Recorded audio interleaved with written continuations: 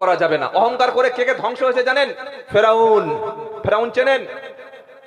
মুসা আলাইহিস সালাম বললেন, আল্লাহ পাক নবী মুসাকে শোনাচ্ছে, মুসা ইদহাবু ইলা ফিরাউনা ইন্নাহু তাগা।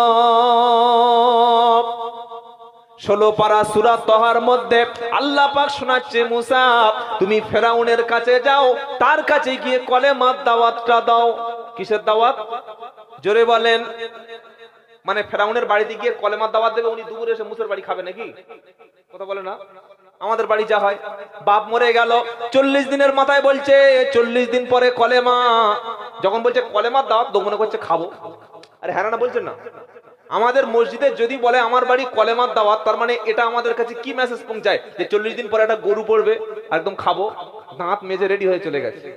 এটাই তো আল্লাহ বলছে, ইদহাব যাও ইলা ফিরাউনা ইন্নাহু তাগা, ফেরাউনের কাছে কলেমার দাওয়াত দাও, সে আমার বিদ্রোহী হয়ে গেছে, বড় বাড়াবাড়ি করেছে। আল্লাহ পাক বলছে, মুসা কলেমার দাওয়াত দাও, তার মানে আল্লাহ এক, তিনি ছাড়া কোনো আইন দাতা নাই। ফেরাউন নিজের বাপের তৈরি আইন চালাচ্ছে, জমিন যার আইন চলবে তার।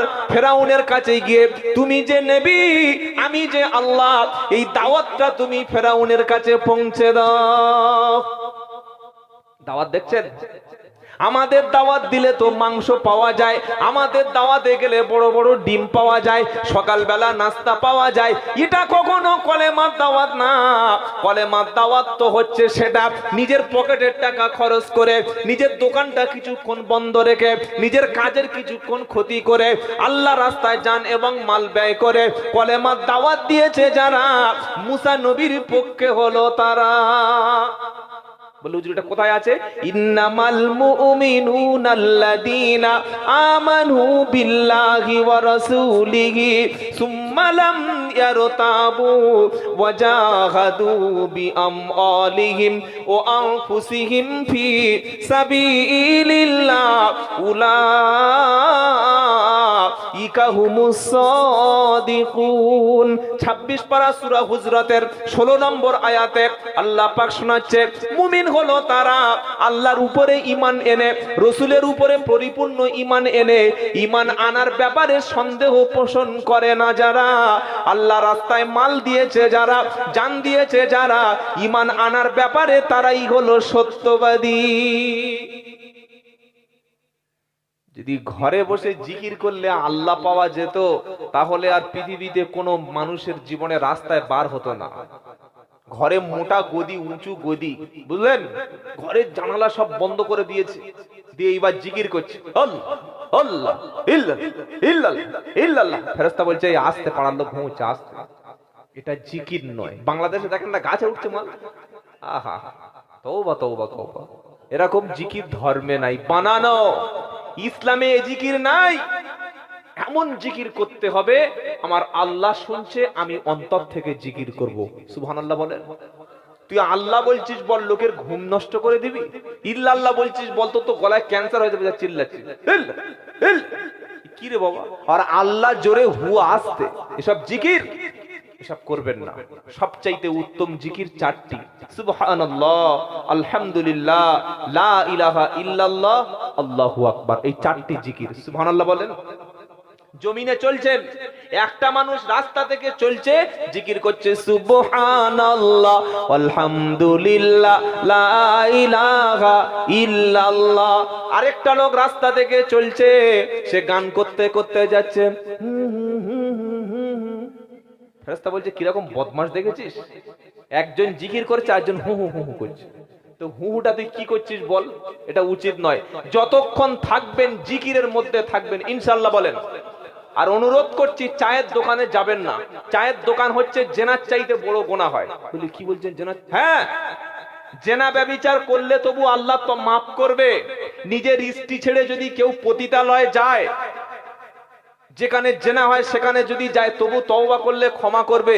কিন্তু চায়ের দোকানে যে সর্বনাশ হয়, একটা চা নেবে, খাবে, বলবে এই ওর বউ দেখেছিস কিরকম, প্রথম বউ দিয়ে শুরু হলো, তারপর ওর মেয়ে দেখেছিস কি করে, ওর ছেলে তো একদম বিশাল বাজে, তারপরে ওর ভাই তো ভয়ঙ্কর, এই বলতে বলতে গোটা পাড়ার সব লোকের নামে 1 minute 2 minute 3 minute 4 minute 5 minute করে বলা হয়ে গেল। এবার দেখতে যে যার নামে বলছিল সে আসছে, বলছে ভাই হ্যাঁ হ্যাঁ চাকাবে চাকাবে চাকাবে। হ্যাঁ কি ভালো রে, কোথায় ছিলিস এতক্ষণ? তার মানে কাঁচা বাঁশ দিয়ে ছেড়ে দিয়েছে। এতক্ষণ তার পিছনে আজে বাজে কথা বলে সামনে বলছে হ্যাঁ ভাই আসসালামু আলাইকুম, লাল চা খাবে না দুধ চা খাবে? বলছে না আমার কলিজাটা আর খাদু পিছনে। তওবা তওবা তওবা। কোন মুসলমানের পিছনে গীবত করলেন, গীবতের সবচাইতে বড় পাপ। আল্লাহর নবী বললেন আল গীবাতু আশাদ্দু মিনাজ জিনা। গীবত করা হলো জিনার চাইতে নিকৃষ্ট অপরাধ। জিনা করলে তওবা করলে আল্লাহ মাফ করবে। যার পিছনে সমালোচনা করলেন, যার গীবত করলেন, সেই ব্যক্তি যদি না ক্ষমা করে আল্লাহ ক্ষমা। আর এই কাজের দিক থেকে আমাদের মায়েরা যারা আছে তো একদম ফাস্ট। কি বুঝলেন? পাড়ায় একটা ছোট্ট ঘটনা হলে এটা মিডিয়ায় যেতে যতক্ষণ না সময় লাগবে, শুধু একবার সুহানার মার কাছে বলে দিলে হয়, খালি বিউটির মার কাছে বলে দিলে হয়, ওই এক মুহূর্তে সোলগলিয়া, কমলপুর, খালপাড় পুরো সব পাটে ভাইরাল করে দেবে। এটা মেয়েদের কাজ। অথচ আল্লাহর নবী বললেন তোমরা তোমাদের জবান হেফাজত করো। জবান যে হেফাজত করবে আমি আল্লাহ তার হেফাজত করব। বলুন সুবহানাল্লাহ। তোমরা তোমাদের জবান ব্যবহার করো না, খুব কম কথা বলো, বেশিরভাগ সময় চুপ থাকো। এই জবানের দ্বারাই জান্নাত আর জাহান্নামের ফয়সালা হয়ে যায়। আমাদের কাজ মানুষের দোষটা তুলে ধরা। কি বুঝলেন? এটা আমাদের কাজ, যে আমি নিজে কতটুকু পাপী, আমি নিজে কতবার দিনে মিথ্যা বলি, আমার ছেলেটা কোথায় গিয়ে মদ খায়, আমার মেয়েটা কোন স্কুলে পড়তে গিয়ে কি করে, আমার বিবিটা কেমন, আমার বাচ্চাটা কেমন, আমার ভাই কেমন, এটা বলার সময় আমাদের নাই। আমরা মানুষের নিয়ে সমালোচনা করতে ব্যস্ত আছি।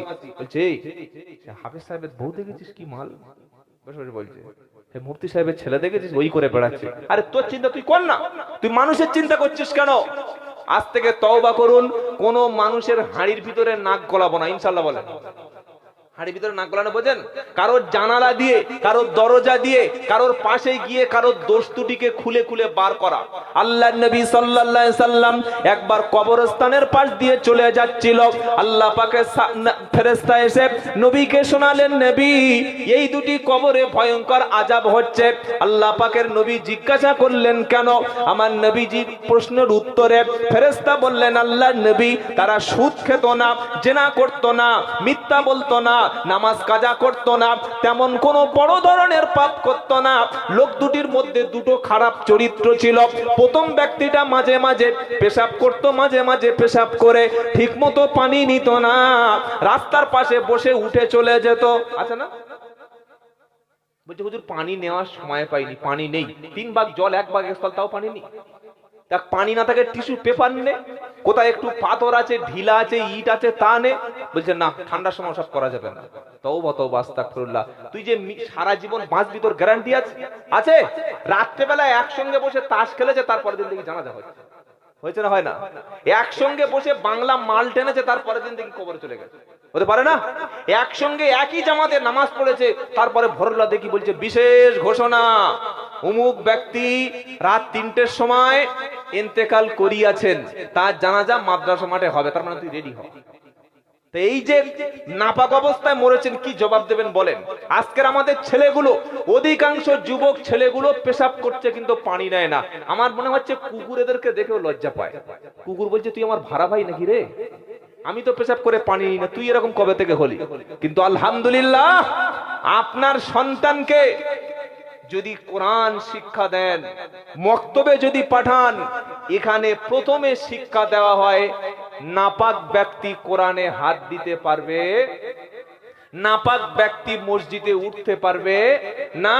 পেশাব করে আগে পানি নাও, আগে কাপড় পাক করো, আগে দেহ পাক করো, আগে শরীর পাক করো, তবে তুমি কোরআনে হাত লাই